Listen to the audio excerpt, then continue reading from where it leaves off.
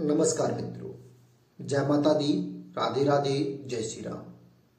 आप सभी का नरेंद्र विश्वकर्मा यूट्यूब चैनल में मैं नरेंद्र विश्वकर्मा हार्दिक स्वागत करता हूं।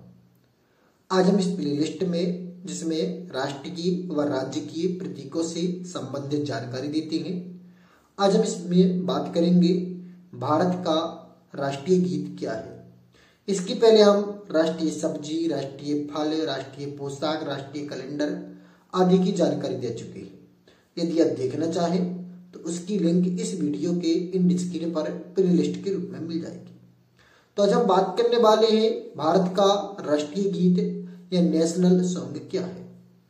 यदि आपको जानकारी अच्छी लगे तो वीडियो को लाइक जरूर करिए, चैनल को शेयर कर दीजिए और सब्सक्राइब कर लीजिए। तो भारत का राष्ट्रीय गीत वंदे मातरम है।